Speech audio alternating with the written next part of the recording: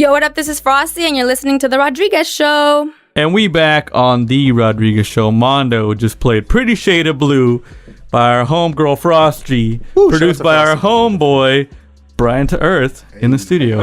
Beautiful. And we have our final guest for the episode, the amazing Mr. Jones. Used to be called Blake the Snake, but now it's Mr. Jones. How you doing, man? I'm doing fantastic. How are you doing? Good, man. We haven't seen you. You've done a couple events. We'll talk about those in a second. But how have you been since December of 2016, man? It really has been a long time. First of all, it's great to be back. Always great to catch up with you guys. One thing I wanted to mention was the fact that I'm here in the studio and I still see the Toby sticker around. Oh, yeah, I got you. That warms my heart, man. That warms my heart. That's so cool. The Toby tape's still on SoundCloud, right? Yeah. Everything's on SoundCloud. I haven't hit the streaming services yet. I'm kind of in a prep phase, especially, like you said, I used to be Blake the Snake. I've been going by Mr. Jones now. Jones was my original last name. And everything that I'm kind of working on right now is kind of getting back to what's really me, which is really cool. Like, obviously, that's what life is all about, is just trying to figure out exactly who you are and exactly what you want to do, and having art to be able to express that and to be able to help move you along in that journey. It's really cool to see the progression. I mean, if you kind of go look back on the stuff that I've put out on the internet, there's 100% a progression, and I even took time to go listen back to everything that I put out the other day, and it kind of trips me out.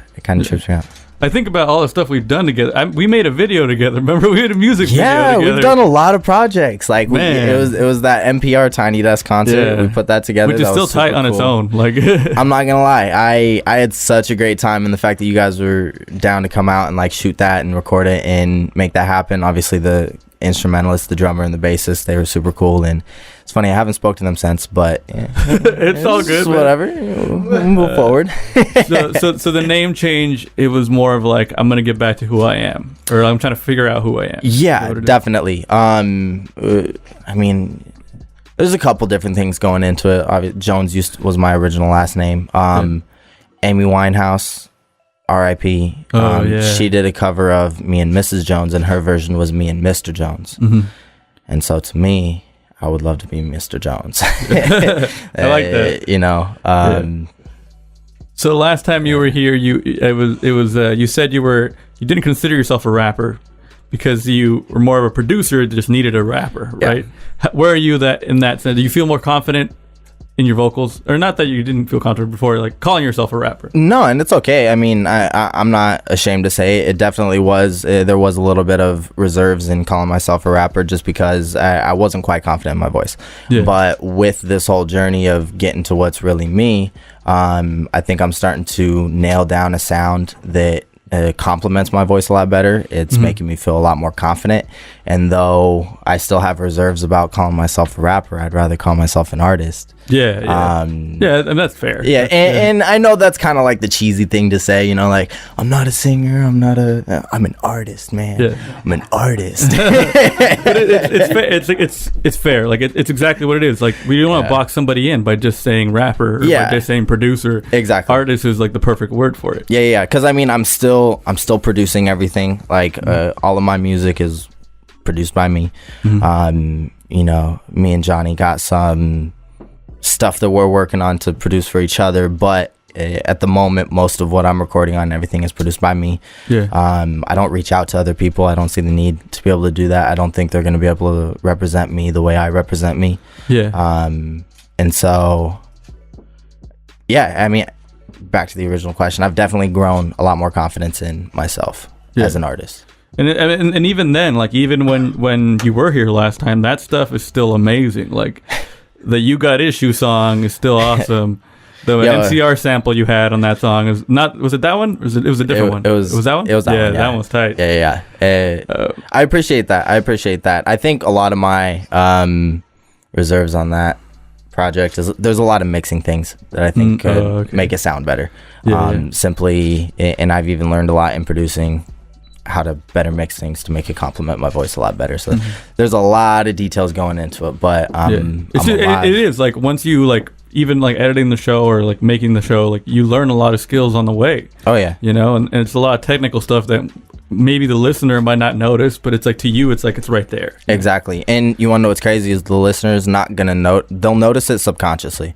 You know what I mean? Because there's a certain sound that people take as like almost like professional, and it's like if it's not to a certain quality, they automatically tune it out. So they know it's subconscious. They might not tell you, yo, the sound quality isn't quite good enough for me to be intrigued, but they're just not intrigued. Yeah. And I see what you're saying. Like you feel, you hear it. Yeah. You can't really pinpoint it, but you know it's not what you're used to hearing. Exactly. Oh, okay. And especially with as fast as things move these days, it's like if it's not there, they gonna move on. Yeah, like you have that one, like they'll click on the song for 30 seconds and then not even that, and then they'll move on. Yeah. Something I was talking to the future, man. Past guest about is how crazy disposal, like not that it should be, but it is kind of now the music. 2 weeks later, it's old already. Yeah, definitely. How are you trying to fight that? You know. I don't know. A lot of what I'm doing right now is still a lot of prep. Like I said, I haven't hit streaming services or anything like that. I'm working with some people to try and put a band together for a show and all of that type of stuff. It's a lot of prep work. We did, me and Johnny, and actually I'm sure you remember Tommy. We kind of started this, though it hasn't like been announced or anything, but we've been kind of talking amongst ourselves for this like 16 sample series we've been doing basically every Wednesday. Come home, get a sample, record 16 bars, record it that night, and by Thursday morning, put it out on the internet. Oh, wow. Like, and so I think kind of getting myself into that mind state of how people are. Yeah. It's like, this is how I'm feeling now.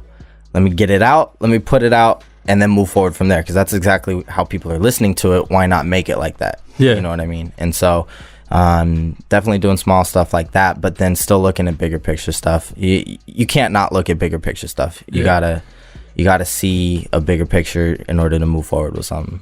Yeah, and then you mentioned too, like, so Johnny and Tommy and you're all living together. That's just an incredible like creative hub you guys have there, right? Truly. Yeah. There's no other way to say it. There's a lot of inspiration in that building. And what's really cool is that we kind of have the resources to do whatever we want, whether it be record a live instrument or make a t-shirt. Like if we go get a screen, like we have a screen print in our apartment, we have a heat press in our apartment. I mean, we made that video in the apartment. Yeah, you know, literally, it's all there. Literally. And the studio's like, my room is becoming even more and more of a studio. I got bass traps up in the corners, and I'm working on putting together like diffusers and absorbers up on the wall. So like everything is progressing, and it's becoming more and more productive as we go. It's like what Johnny was saying in the past break. It's like you want to be there and make music where you are, because that's like the most comfortable place. Like, why not have a home studio and do it? Yeah, definitely. So now when you're making music, is there any kind of ritual? Like, how do you get into the mood to create a song? You know what's super funny is I'm not just trying to piggyback on what Johnny said, but he kind of nailed it right on the head with it's all about a feeling. I be going through my emotional ups and downs, and I try to write to whatever I'm feeling.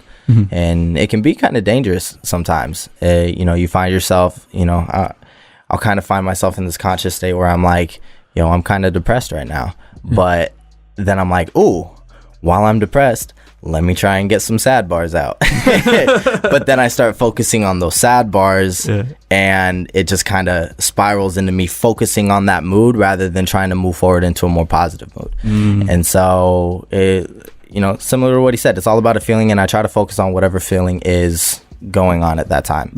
I think that kind of produces the most authentic music, the most authentic words, and honestly, sounds, words, melodies, all of it. Like if you just go with whatever you're feeling at that time, it's gonna be more it's gonna be real. Is there a moment where you're feeling something and you write something down and you're like, oh, maybe I like stuff anything you hold back from putting in the music? I try not to hold back. I mean, I'm definitely conscious of the fact that some things I know will either upset people or I try to, wordplay, trying to find a way to get it out. There's always a way to get it out. Yeah. And, I should be less reserved in saying anything. I'm trying to work on just say what you say. Yeah, you know what I mean? Like, it doesn't matter. Like, that's what you're thinking. That's how you're feeling. Say it, kind of back to that whole authentic thing. If you're rewording something, it's not truly how you're feeling. Yeah, because you're softening it. Exactly. Yeah. And I don't like doing that. It can be hard when, you're at a 9 to 5 every day and you're kind of stuck in this mode where you can't offend people and you got to kind of play by the rules. But yeah. And then when you get to your house, it's like the switch is flipped. Like, now you can be yourself. The flip isn't switched that easy, but or it's a big switch. It's real heavy. Did I say flip the switch? You know what I said. You know what I meant. I was just thinking about it. I was like, man, I did not say that right. It's all good. The switch is flipped. There we go. So I think you got me saying it wrong. So dream collaboration, same thing I asked Johnny. Somebody, you said you don't seek out music, but there's got to be somebody you're like, wow, I'd love to work with, whoever it is.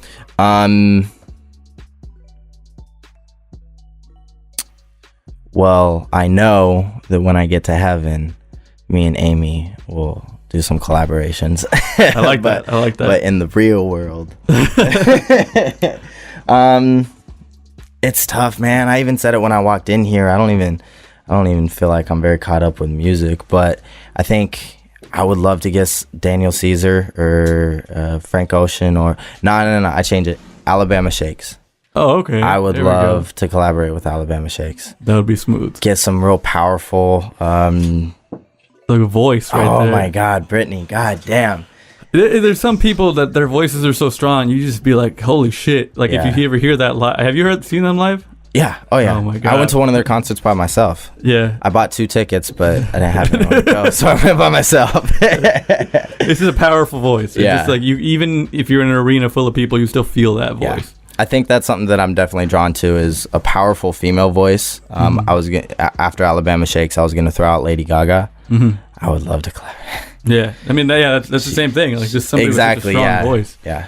Wow. Yeah, that'd be tight. So where do you see yourself going with music? What's your ultimate goal?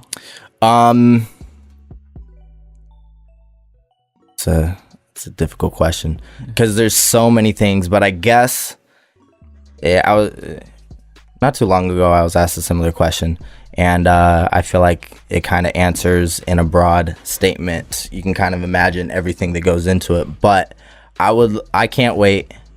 Whether it's it's gonna be like a tight knit spot, maybe like 500 to 1,000 people, in a venue, and I'm playing a song, and I don't have to perform because the entire crowd is singing the words. Wow.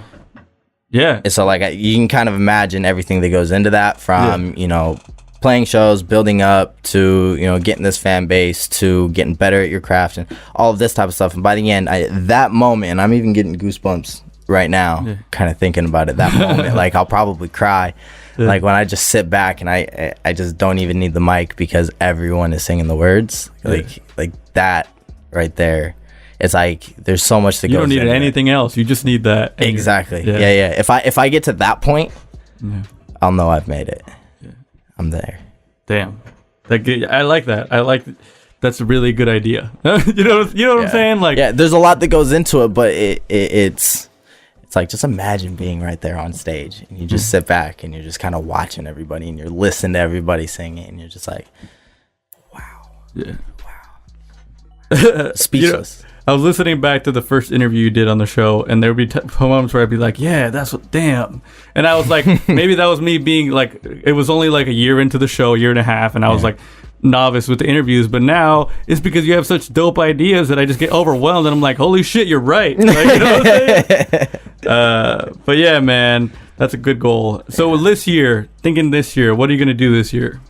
Kind of like I said, this year is a lot of prep work. I don't know if you guys have realized, but we get to live through the Roaring 20s again. Oh yeah, the 1920s was lit. I don't know if you guys, I know we weren't alive, but I heard a lot of stories. That's what made it lit. First of all, we are currently working on our own prohibition. That's true. And there's a lot of parallels you can, and all I want to do is live life like Jay Gatsby. And that's all. I'm telling you. And so 2019, I've said it before, it's kind of like the precursor. Yeah. There's a lot of, I've been doing a lot of rehearsals, just trying to make sure I'm even more comfortable with my voice, not only recording but performing. Mm-hmm. Slowly working to piece together a band that can kind of represent my music in a live fashion. At some point, we'll start playing shows this year. But other than that, I just want to get, at the beginning of the year, I got a lot of, I set out actual goals. I want to get 12 songs out. I want to do 12 photo shoots. I want to play at least 6 songs. I want to do a project for myself, and I would love to produce a project for someone else. I want to be happy, I want to be healthy, and I want to be productive. Those are my goals for 2019. And you're on your way to doing all those things, so that's exciting, man. Yeah. So you're gonna do a couple songs for us. Before we do that, we got 60 seconds with. Oh man, this is how it's gonna work. This is the one part of the segment that I'm nervous about. Before we got, so I'll give your Instagram out. Bees and Snakes. Yes. Bees and Snakes. That's his Instagram. Check him out there, and there's links to all the music there. Yep. Are we ready with the timer over there? He's setting it up. So yeah, like we did last break. First thing that comes to mind, and I got some other questions for you. Tell me when to go, Ray is. 1, 2, 3. Favorite non-hip hop genre? Non-hip hop genre, rock and roll. Classic Early rock and roll. 2000s hip hop or early 90s? Early 90s. Spotify, Apple Music, or Tidal? Spotify. Sports car or classic car? Classic car. Nickelodeon or Cartoon Network? Nickelodeon. Hidden talent? I can do a cartway. First name of your first crush? No idea. Not important. First CD you ever bought? I ever bought, it was Tim McGraw. I think Under the Sun is what it was called. First song you illegally downloaded? Bad Day by Daniel Powder. Hey, I remember that song. Childish Gambino or Frank Ocean? Frank Ocean. Rapping Drake or Sad Drake? Sad Drake. And one word to describe you in high school? All American. One word to describe your favorite thing about hip hop? Freedom. There you go, man. And that was 60 seconds with Mr. Jones at Bees and Snakes on Instagram. And you're going to do a couple songs for us, right? Yeah. All right. Mondo, what's the first song we got? 7, 8, 9, and 10. All right. Tell us about that song before you do it. What is it What's about? up? Sorry. What is it mumbled about? that. I would love to perform it, and you tell me what it's about. All right. Let's do it. Mr. Jones on The Rodriguez Show. Mondo, play that track. Don't be afraid to turn it up. Yeah. Look, I ain't coming like 7 days, still going to hell cause I never pray. I say, oh well, I'ma be okay. I say, oh well, I'ma be okay. I'ma be alright, got my dogs with me. Cats too, got them all with me. It's ride or die. My favorite Britney is bald Britney. Yo, I ain't coming like 8 days, but I'm coming through, so make way. I'm reminiscing on heydays, but oh wait, that was yesterday. Like damn, Johnny, I got a lot to be thankful for. I got $1. Hey, ready? Now let's make some more. Look, I ain't coming like 9 days, but don't worry, I'm fine, babe. I'll keep looking to find ways to get us through these dog days. See, life ain't nothing but a fairy tale. You're a fox, and I'm a hound. You're a lady, I'm a tramp. I go when you come around.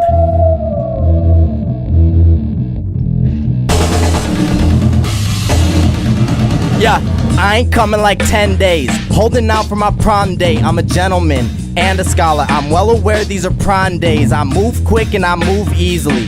Big homies always teaching me family first, freaks and geeks. I never question what they see in me, cause I see it too.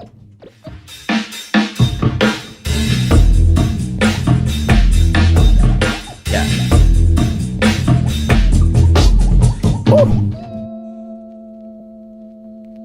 yeah, we're gonna switch it up.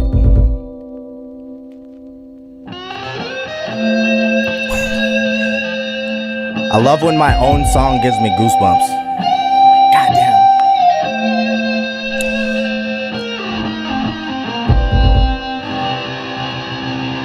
Yeah, broken necks on the 405, you'll never see my taillights. We'll catch up in the next one and I'll tell you all about this life. I ain't got time right now, I'm cruising. Not a 6'4", it's a Tesla. I'm headed for the stars, I'm trooping. But until then I got West up, so I hop, skip and sprint to better days. But I feel like a featherweight, fighting heavy weights. I'm kicking ass, I'm taking names and I'm feeling great. Y'all can't hold me back, I got momentum. Not to mention, all of my demons I left them, but you would never know. Godspeed. How fast I run, you'll never catch me. How high I jump, you'll never see me fall. How fast I run, you'll never catch me. How high I jump, you'll never see me fall. See, I do my own stunts now. Yeah.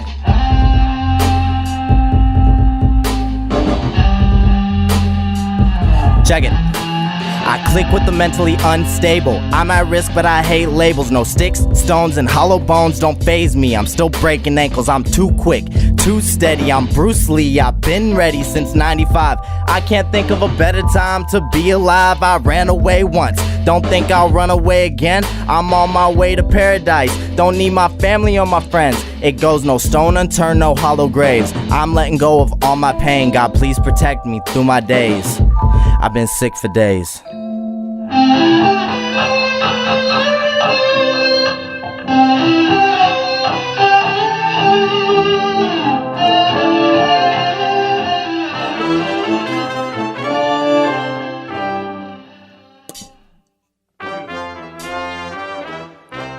Just wait.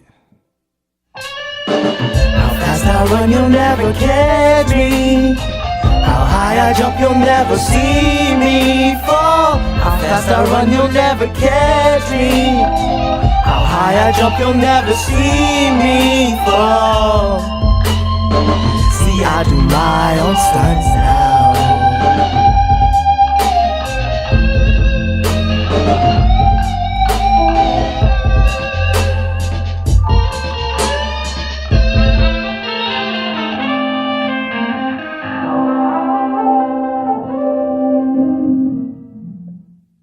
Mr. Jones on The Rodriguez Show. That was tight, man. Holy shit. Oh, man. Don't ever say on The Rodriguez Show we don't bring you new things, because those are two amazing performers, Johnny Blow and Mr. Jones. Thank you guys for coming. Thank you. Thank you so much for having us. Of course, man. And a pleasure. You guys are nothing but good vibes. And can't wait till next time. Of course, man. And yeah, we'll see you at the 4-year anniversary show. Hell yeah. Hell yeah. We'll have new music by then. All right. Thank you for coming through, and follow him on Instagram at Bees and Snakes, and Johnny Blow at Johnny BLAUX, our two guests for the episode. Follow us at The Rodriguez Show on Instagram, Rodriguez Show OC on Twitter, Official Rodriguez Show on Facebook, patreon.com/The Rodriguez Show. Give us $1 a month. You get another segment. And that's it, man. Thank you, guys. Have a good weekend. Keep it funky, keep it fresh, keep it sexy. We out.